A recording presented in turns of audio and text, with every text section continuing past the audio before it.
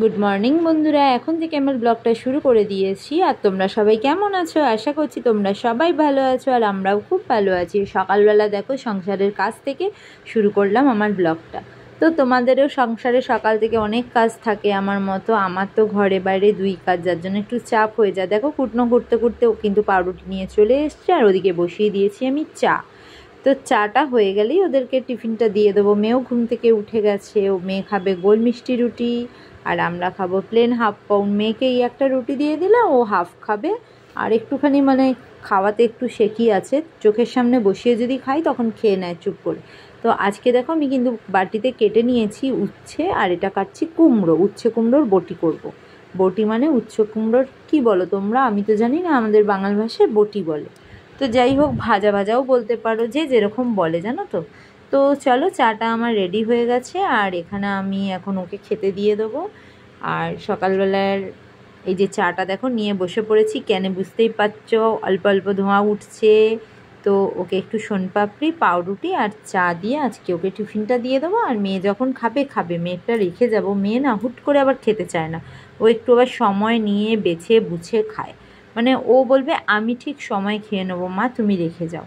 তো সেই কারণে না ওকে আমি বেশি প্যাম্পার করি না। যাক গে, ও যখন বাচ্চা মানুষ নিজে থেকে খাবে, এখন যেহেতু ছুটি আছে বাড়িতেই আছে, সেই কারণে ও নিজের সময় মতো খেয়ে নিতে পারবে, তাই না বলো? বেশি আবার বললে কি বলো তো, বাচ্চারা না বেশি আবার মানে জিদ করতে থাকে, না খাবো না যাও। আমি এই জন্য কোনো কিছু নিয়েই বেশি মানে মাখামাখি করতে থাকি না।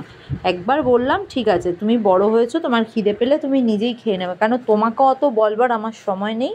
কেন, আমি তো ঘরে থাকি না যে তোমার পেছনে আমি বকতেই থাকবো।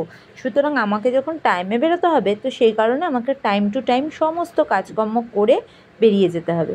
আর আমার মেয়ে না খাওয়া নিয়ে ভীষণ বিরক্ত করে, এখন খাবো না তখন খাবো না এরকম করতে থাকা। ওই জন্য আমি এখন বলা ছেড়েই দিয়েছি, খিদে পেলে নিজে থেকেই খেয়ে নেবে, এটাই আমি ভেবে রেখে দিয়েছি। তো চলো ওকে খাবারটা দিয়ে দিই। চাটা বেড়ে ফেলেছি, আর এদিকে শোনপাপড়িও দিয়ে দিয়েছি, পাউরুটিও দিয়ে দিয়েছি। আজকে এইটা দিয়ে ওকে টিফিনটা দিয়ে দেবো।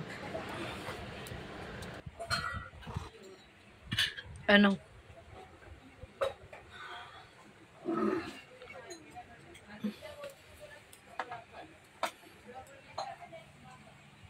তো বন্ধুরা দেখো, আমি অফিসে চলে এসেছি, আর এসে তোমাদের সামনে আগেই জল আর রাসনা নিয়ে দাঁড়িয়ে পড়েছি। আজকে অফিসে আসার পরেই মনে হলো যে একটু সবাই মিলে যদি রাসনা খাওয়া যায় খুব ভালো হয়। আমরা আবার গ্লুকোজ, গ্লুকন-ডি এগুলো খেতে পারি না। বেশ একটু ফ্লেভার হবে, একটু টেস্ট হবে, তবেই না। তো দেখো আমি কিন্তু একটু নাড়িয়ে চাড়িয়ে রাসনাটা গুলিয়ে নিয়ে একটু ফ্রিজে রেখে দেবো। আর কি আনন্দ, আমার হাসি দেখেই তোমরা বুঝতে পারছো। তো চলো সবাই মিলে একটু খেয়ে নিই। তো বন্ধুরা দেখো, খাওয়া দাওয়া করে কমপ্লিট করে রেডি হয়ে একদম লস্যি বানাতে চলে এসেছি। মিক্সিতে চিনি দিয়ে দিয়েছি। আর এই গরমের সময় লস্যি খাবো না, শরবত খাবো না, এটা আবার হয়? তো ঘরে থাকা দই দিয়ে আজকে লস্যি বানিয়ে নিচ্ছি। তো কীভাবে বানাচ্ছি তোমাদের দেখিয়ে দিই কেমন। এত গরমে এইটাই একমাত্র খাবার মতো ভালো একটা জিনিস, যে গরমে একদম মনটাকে তৃপ্তি করে দেবে। আর দেখো দইটা কিন্তু একদম সামান্যই আছে, যার জন্য একটু বের করতে অসুবিধা হয়ে যাচ্ছে, বুঝতেই পারছো। কাচিয়ে কুচিয়ে এটাকে বের করব। পয়সার জিনিস ভাই, ওয়েস্ট করলে চলবে না। যেটুকুনি আছে সেইটুকুনিও প্যাকেট থেকে এরকম চিপে চিপে চিপে দেখো কীরকম করে বেরোচ্ছে। এরকম চিপে চিপে, দেখেছো? এরকম চিপে চিপে চিপে তোমরাও ঘরে যদি থাকে এরকমভাবে চিপে চিপে বার করে দেবে কতটা বেরোবে। তো দাঁড়াও, এবার এটাকে ব্লেন্ড দিয়ে দিলাম, ঢাকনা দিয়ে দিলাম, চাপা দিয়ে দিলাম, অন করে দিয়েছি, রেডি সেডি গো।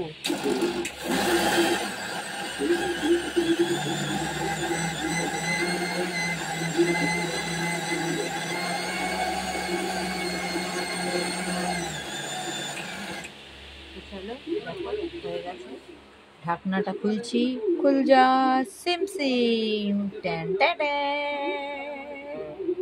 এবারের মধ্যে ঠান্ডা জল অ্যাড করব।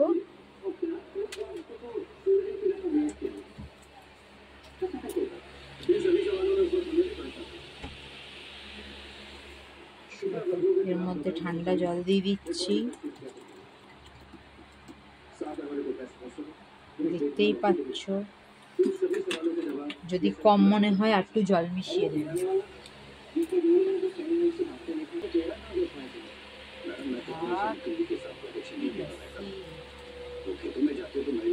দেখ কেমন লাগে, বুঝতেই পারছো কেমন হয়েছে। তো চলো স্টাইলটা করে দেখিয়ে দিই আর দিয়ে দিই। ভাঙতে হচ্ছে কী কারণে ভাড় ভাঙছি সবটাই তোমাদেরকে শেয়ার করব।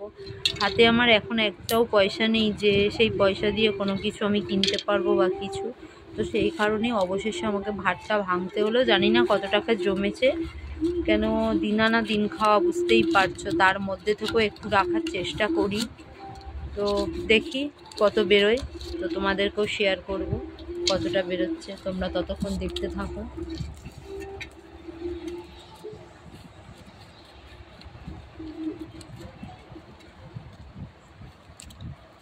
বেরোতে চাইছে না, দেখতে পাচ্ছ আমায় ছেড়ে না যেন, একদম বেরোতে চাইছে না, তাও আমার মেয়ে জোর করে বের করছে। এটা হচ্ছে অসময়ের সঙ্গী, জানো তো, কিন্তু কি করব বলো, কিচ্ছু করার নেই। অসময়ে এগুলো সঞ্চয় করে রাখা যাতে একটা সময় দিতে পারি, সেই জন্যই।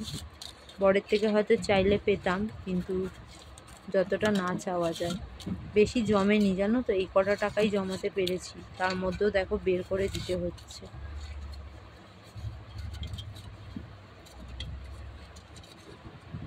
আর নেই, আর নেই, নেই তো আছে। কটা টাকা হবে দেখো, আমার চোখ দিবার কান্না পাচ্ছে। আর নেই, খালি আর নেই, আর নেই। কি দুঃখ আমার, দেখিয়ে দাও। আর দুঃখ, কত দুঃখ আমার দেখা যাচ্ছে। ওই দেখো পুরো খালি খালি হয়ে গেছে।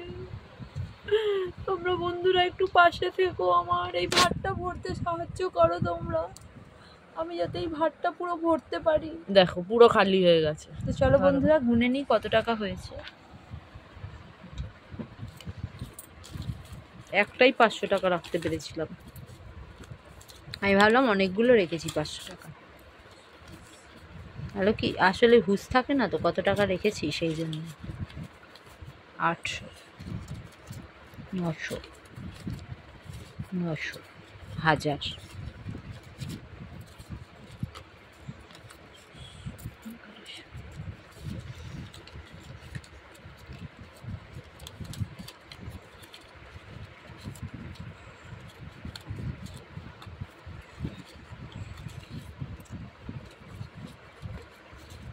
ওই 2000 টাকার মতো হবে, গামছাটাও ছেড়ে।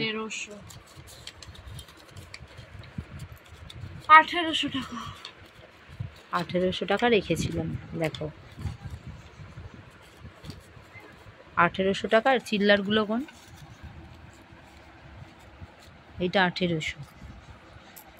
তো চলো বন্ধুরা অবশেষে ভাতটা ভাঙতে হলো, তোমাদেরকে দেখিয়ে দিলাম ভাতটা ভাঙলাম, কি কারণে ভাঙলাম তোমাদের সবটাই বলবো। হয়তো এই ব্লগে হয়তো দেখাতে পারবো না, কিন্তু মুখে বলছি লাইটের বিলটা এই মাসে দিতে হবে, এখনও পর্যন্ত দেওয়া হয়নি, তো সেই কারণে হাতটা পুরো টানাটানি। যা যেটুকুনি খরচ আছে সেইটুকুনি আমার খাওয়া দাওয়ার খরচের মধ্যে বেরিয়ে যাবে, এক্সট্রা পয়সা নেই যে লাইটের বিলটা এবারে দিতে পারবো, কেন অনেকটাই খরচ, মেয়ের প্রজেক্ট, এটা টুকি টাকি অনেকগুলো খরচ হয়ে গেছে। তো সেই কারণেই ভাবলাম যে অবশেষে ভাতটা ভেঙেই ফেলি।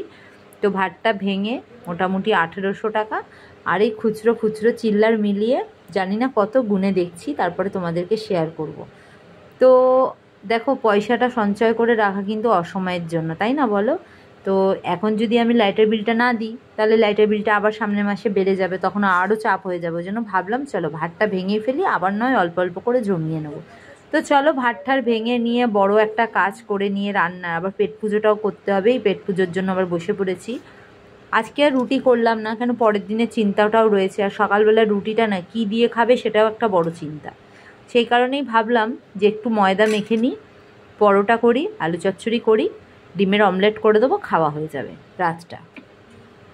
সকালবেলা ওই পরোটা আর আলু চচ্চড়ি থাকলে সকালের টিফিনটাও হয়ে যাবে, সকালবেলা আমাকে আর এক্সট্রা করে আর কোনো কাজ করতে হবে না, সকালের ভাত তরকারি এগুলো করলেই আমার মোটামুটি কাজ হয়ে যাবে। তারপরে নিজেরও তো একটা অ্যাক্টিভিটি থাকে যেটা আমি কখনোই পারি না করতে।